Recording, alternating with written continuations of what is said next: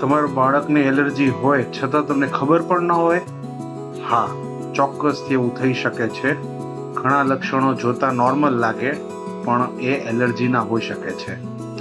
એમાંથી one of the common જે લક્ષણ છે એ નસકોરા બોલાવવું, મોઢું ખુલ્લું રાખવું સૂતી વખતે, બાળકના પડખા ફેરવતા રહેવા, રાત્રે બરોબર ઊંઘ ન આવી, સવારે જાગે ત્યારે માથું દુખે, ઘણીવાર દિવસે ઊંઘ આવે, ભણવામાં અસર થવી અને ગ્રેડ્સ બગડવા, સ્કૂલમાં અફેક્ટ થવું, ગ્રેડિંગ અફેક્ટ થવા અને ક્વોલિટી ઓફ લાઈફ બગડવી. અગર તમારા બાળકને આવું થતું હોય તો ચોક્કસપણે ડૉક્ટરને બતાડજો. એલર્જી સ્પેશિયાલિસ્ટને બતાડીને એલર્જી સ્કિન પ્રિક ટેસ્ટ કરાવી શકો છો. એનાથી આપણને જે નિદાન આવે એનાથી આગળ જતા એલર્જી ટાઈમ બોમ્બની જેમ વધતા અટકાવી શકો છો. નમસ્તે, હું ડૉક્ટર ચંદન નરવાણી, MD પીડિયાટ્રિશિયન, બાળકોના એલર્જી સ્પેશિયાલિસ્ટ.